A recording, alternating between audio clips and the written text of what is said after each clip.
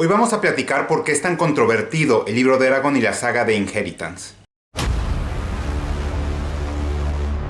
Hola, bienvenidos a Esto No Es un Spoiler, mi nombre es Joaquín y el día de hoy regreso de mis vacaciones para contarles un poquito acerca de la controversia y el discurso público que no es tan fuerte, no es de las grandes discusiones que se tienen en la literatura de fantasía hoy en día, pero que vale la pena mencionar un poco porque tiene que ver con el éxito de Eragon. ¿Qué es lo que hubo tras de ese éxito? ¿Cuál es el discurso contemporáneo acerca de este libro y de la saga de Inheritance? Y ciertas discusiones sobre el estado de la industria, también como hemos estado platicando en los últimos meses en este canal. A veces se nos olvida un poco el éxito que tuvo Eragon, porque como Eragon fue publicado más o menos al mismo tiempo que Harry Potter, el primer libro se publicó en 2002, el último se publicó en 2011, pero aún así el éxito de Eragon fue muy alto. Los 4 libros vendieron 41 millones de copias, o es lo que han vendido más o menos, y es un éxito brutal. En su momento, la saga se vendió, es decir, como la saga de fantasía escrita por un muchacho de 15 años. Y en ese momento se vendió como si Christopher Paolini hubiera sido un Mozart de la literatura, ¿no? Como que en su gran precocidad nos hubiera entregado una obra maestra. Y eso yo creo que fue lo que impulsó a mucha gente como llevada de, ¿por qué si le publicaron a un chico de 15 años? ¿Por qué es tan importante este libro? Y mucha gente yo creo que también por eso se vio impulsada a leerlo. Yo les voy a confesar que yo leí Eragon a los 17 años, en 2003, apenas un año después de que saliera, me parece. Yo tenía un mass market paperback con un libro de bolsillo que ya no tengo, entonces por eso no se los presento, pero bueno, voy a ponerle la imagen de la portada. Y incluso lo leí después del Señor de los Anillos, me acuerdo, y fue un libro que me emocionó mucho. Un libro que de verdad yo me sentía como sufría por el personaje, quería y me emocionaba por sus batallas y sus logros y cuando lo herían y todo ese tipo de cosas que son comunes. Pero era porque yo tenía la edad del personaje principal, entonces en eso sí logró su cometido. Sin embargo, hoy en día cuando se discute acerca de Eragon se habla mucho, hay como campamentos encontrados, ¿no? Primero la gente que dice, yo no sé por qué me gustaba tanto esto cuando era joven, esto es horrible. A la gente que decía, para que algo que escribió alguien de 15 años está bien, yo lo disfruté mucho y es muy divertido. O sea, la gente que generalmente defiende que no está mal señalar un libro por solo ser entretenido y no tener ningún otro tipo de aspiración. Sin embargo, hoy en día se reconoce más, y creo que esto ya es más uniforme, de que Eragon y la saga de Inheritance no es la obra de fantasía más original del mundo. Digo, tampoco lo es Alas de Sangre. Si Eragon es prácticamente Star Wars con dragones, Alas de Sangre es como Top Gun y los Juegos del Hambre con dragones y pornografía. Entonces, eso sí se reconoce hoy en día. Y la verdad, creo que hace sentido. O sea, si yo hubiese crecido viendo películas de fantasía de los 80s y El Señor de los Anillos y Star Wars, probablemente a los 15 años habría escrito también Star Wars con dragones. Y está bien. El tema es, ¿debió haber sido publicado? ¿O qué es lo que motivó a este éxito que traía Christopher Paolini detrás? ¿Y por qué fue tan grande? ¿Y por qué lo publicaron? Y ahí es el quid de la cuestión, y creo que es un discurso que no se habla mucho últimamente de discusiones acerca del mérito en la industria editorial y obviamente, y este es el punto principal que vamos a tocar, acerca del nepotismo en la industria editorial. Aunque no es necesariamente un caso de nepotismo, lo toca un poco más por el caso, por ejemplo, de los emprendedores contemporáneos, ¿no? Christopher Paolini empezó a escribir Eragon cuando tenía 15 años, efectivamente esto es correcto. Sin embargo, el libro se publicó en 2002, que es cuando Paolini ya tenía 19. Es decir, no creo que el primer esbozo del libro, que fue la idea general que Paolini escribió, hubiese sobrevivido en íntegro a los 15 años. Obviamente pasó por varias revisiones. Entonces, esa es la primera cosa.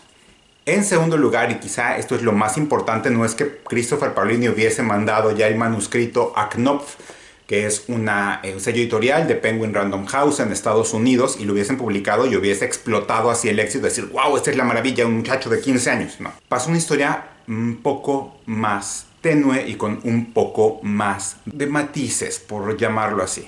¿Por qué? Porque fue un libro autopublicado. Bueno, se podría decir que fue un libro autopublicado al principio, no, aunque no al 100%. Es decir, los padres de Christopher Paolini eran dueños de una editorial pequeña.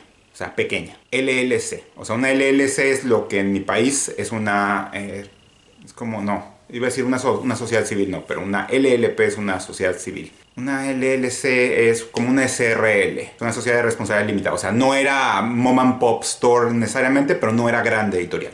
Y ellos publicaron el libro. Ahora, sí tenían una editorial, los papás de Paulini, ellos publicaron el libro inicialmente. Y a eso les permitió tener acceso a ferias de libro escolar. Ahora, Paulini lo que sí hizo fue un tour masivo por ferias escolares de libro en Estados Unidos, él vestido completamente como un caballero medieval, o como le dicen, como la Feria del Renacimiento, donde se dice que él hizo muchísimo esfuerzo y de verdad enamoraba a los niños contándole la historia de Eragon y de Alagesia y de Zafira y demás, ¿no? Y de ahí lo que pasó fue que empezó a tener cierto word of mouth, cierto ir de boca en boca el libro. Pero sí cayó un golpe de suerte muy fuerte, que fue que el hijastro, me parece, de un escritor de thrillers que se llama Carl Hiaasen, es un escritor que básicamente se dedica a escribir thrillers como de, no es novela negra, son thrillers como cómicos que todos pasan en Miami. Bueno, ese escritor, su hijastro encontró de la nada el libro y le gustó tanto que convenció a Hiaasen, para que siempre ha sido publicado por Knopf, de que vaya y venda el libro ante Alfred A. Knopf, que es este sello editorial de Penguin. Y ahí fue donde despegó el libro. Despegó masivamente el libro y ya llegamos a la historia de las 41 millones de copias hasta el momento. Más la película, que obviamente no vamos a hablar de la película, pero yo conozco gente, amigos, conocidos que dicen la película no existe. Pero bueno, la película es una mala traducción de un libro que es bastante limitado. Entonces, ese es el quid de la cuestión y esa es la controversia. Es decir, Christopher Paolini y Eragon y la saga de Inheritance fue publicada por efecto de nepotismo o fue publicada por una ventaja construida en su persona que en cualquier otra circunstancia, si hubiera sido un autor solo que fuese a vender su libro, no se habría publicado. Ahora, siempre tenemos esta idea, ¿no? De que muchos escritores famosos fueron rechazados en 1000 veces hasta que alguien creyó en ellos, pero acá es una historia diferente. Historia diferente porque sí tuvieron ese empuje. Ahora, nepotismo al 100%, no creo que podamos llamarlo nepotismo al 100% porque al final los padres de Paolini no eran los dueños de Knopf. Los padres de Paolini eran dueños de una editorial pequeña.